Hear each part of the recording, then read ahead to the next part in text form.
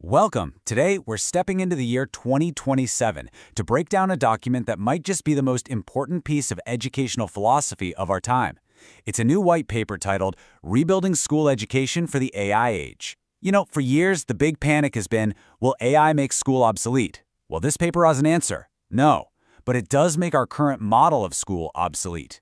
It lays out a whole 10-year roadmap to shift education away from valuing what students can memorize and toward how well they can think. So let's get into it. And this quote right here, this is the core idea that frames the entire discussion. The argument isn't that learning is dead, not at all. It's that our industrial era model, the one built to reward memorizing facts that an AI can now recall in a nanosecond, is completely broken. This is the real starting point for a total redesign of how we teach our kids. So what's really pushing this massive change? Well, the white paper points to one big thing, an economic reality it calls the automation boundary. And this boundary, it changes everything about what skills are actually valuable out there in the real world. Check this out. This slide lays out the shift so clearly. On the left, you've got the skills that AI is just getting scary good at, things that are predictable based on rules. For 100 years, our schools have basically been factories designed to make humans good at exactly that. But now, look to the right. The real value, the human advantage, is in what AI can't do easily.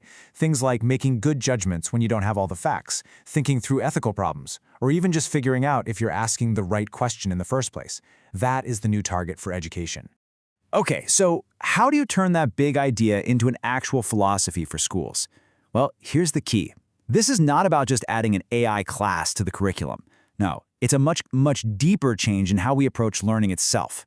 The entire framework is built on these three really powerful principles. First up, thinking before tools. This means we test a student's own reasoning, not just how good they are at getting an answer from a tool. Second, applied rote. This one is huge. It ends the old debate about memorization. Rote learning isn't the enemy of critical thinking. It's the foundation you need for critical thinking. And third, equity. This new way of thinking has to be a right for every single student, not some extra add-on for a select few. And this slide is the perfect way to understand that applied rote principle. It's all about this sequence. You can't just jump to step 3. You have to start with foundational mastery, getting the basics down so they're automatic. That frees up your brain for step 2, which is reasoning about how complex systems actually work. And only then, once you have that foundation, can you really use AI effectively as a partner for high-level judgment. Without step 1, the whole thing just falls apart. So what does this actually look like for a kid going through school? This is where the rubber meets the road. The white paper proposes a totally new journey, broken down into 3 distinct phases. This is really the heart of the whole blueprint. So here it is, the new roadmap for a student's cognitive development. The early years are all about building that solid foundation. Then, middle school is where you start connecting the dots and applying what you know. And finally, high school is where you really achieve mastery, tackling complex, real-world problems. Each phase has a completely different job to do. Let's dig into phase 1. For grades 1 through 5, the mission is crystal clear: build a rock-solid, automatic foundation.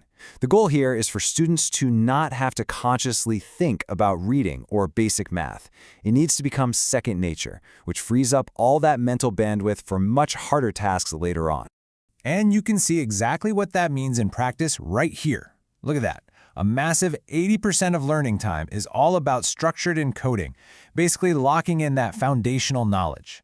Sure, they start applying it, but it's guided, it's concrete. The priority is building the engine before you ever try to race the car. All right, after that foundation is built, we move into phase 2. In middle school, the focus shifts, and it shifts big time. We go from just knowing stuff to actually using it. This is where students start connecting the dots between different subjects through big projects and learn how to work together to solve real problems. And you can see that shift right here. The application piece jumps way up to 40%. The foundational work is still there. That never goes away. But now a huge chunk of a student's time is spent actively applying what they know. The balance is definitely changing.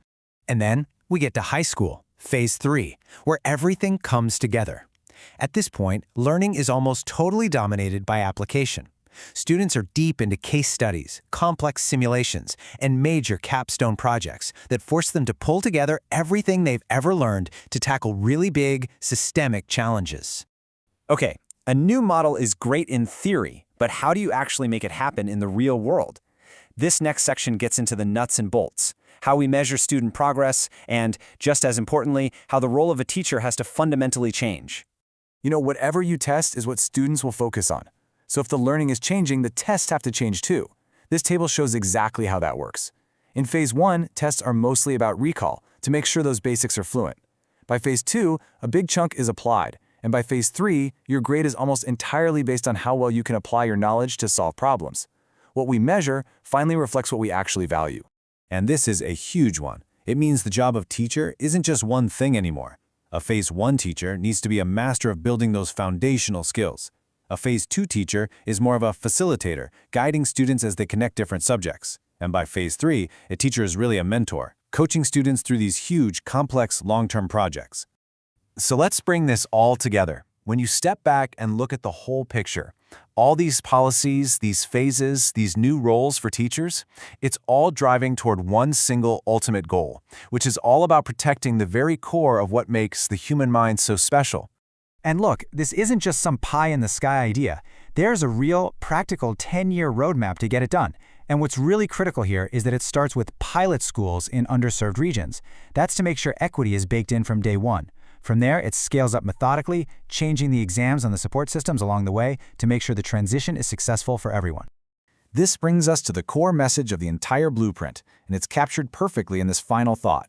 It makes you realize this isn't just an AI reform, it's a human capability reform. The paper ends on this vital reminder. AI is going to master everything that can be written down.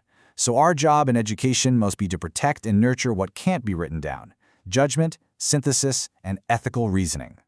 The goal, then, isn't to build better tools, it's to build better thinkers to wield them. This is the blueprint for a durable kind of human intellectual sovereignty. But of course, a blueprint doesn't build itself.